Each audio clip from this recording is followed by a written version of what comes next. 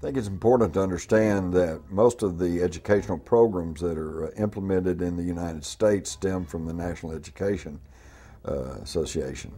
And the NEA was actually founded by John D. Rockefeller. And John D. Rockefeller, I think, voiced the beliefs of this ruling elite that wants to try to homogenize our education system when he was quoted as saying, "I don't want a nation of thinkers, I want a nation of workers." So I think the education system is not only pushing people into a socialized version of government, but also dumbing the individual down to the point to where he'll be a good worker in the factory, or he'll be a good worker in Silicon Valley. He may know a lot about computers, but he is not going to have a classic education that would allow him to take all of the facets of the culture and the society and put it together and really form an intelligent opinion as to what's really going on and what might be in the best interest of the individual. Now let's shift to the basis of your question, which is Rockefeller and Carnegie and J.P. Morgan. These people saw a different kind of utopia. They thought that this material abundance, since they had abandoned a belief in a creator or an afterlife, this material abundance was the best that a human life could aim for. And to do that, the family had to be moved off center stage, and the children had to be processed like raw materials. These are the people who saw to it with their influence that when legislation that was wildly radical based on any past model was proposed, that the right legislators would vote that legislation through. They saw to it that money was available to build these vast piles of brick and stone and to drain children out of the community by the force of law, mind you, because they don't teach the way children learn, nor can they teach the way children learn. That's not what they're set up to do. They're set up to produce a predictable, homogeneous, safe product.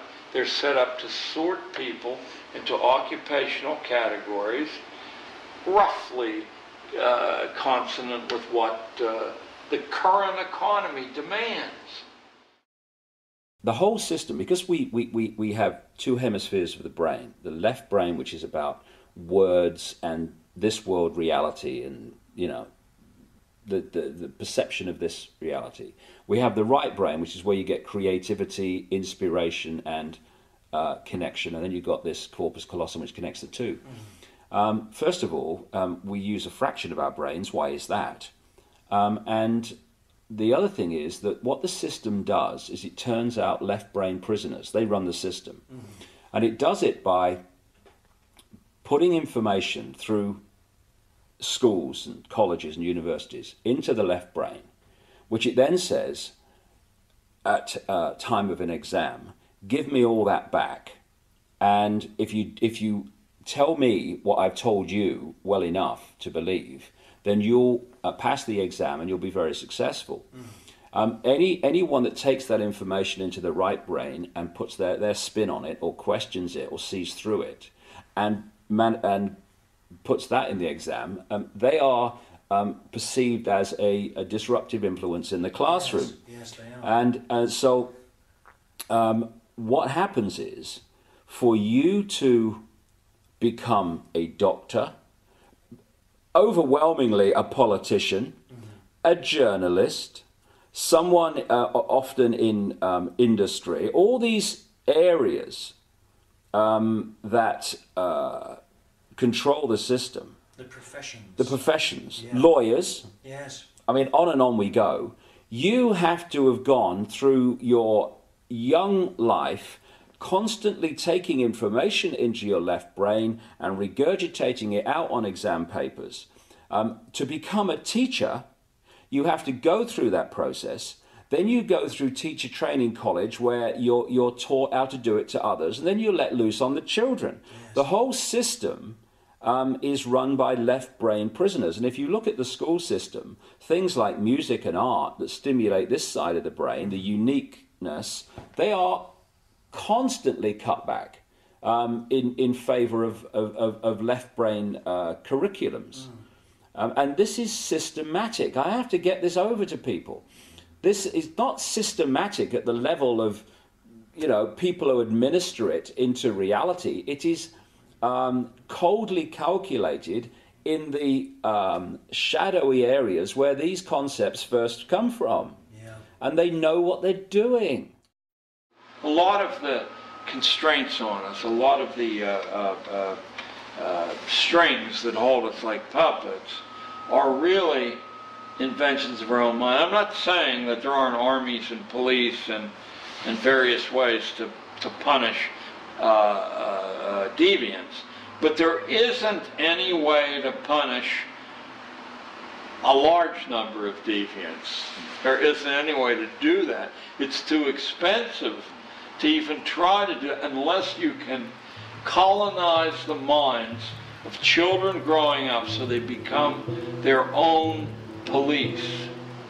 And they will report other children who are deviating. But there's a reason. There's a reason. There's a reason for this. There's a reason education sucks, and it's the same reason that it will never, ever, ever be fixed. It's never going to get any better. Don't look for it. Be happy with what you got. Because the owners of this country don't want that. I'm talking about the real owners now.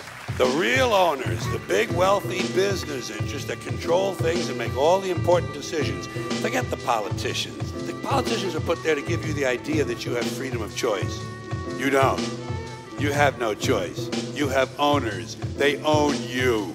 They own everything. They own all the important land.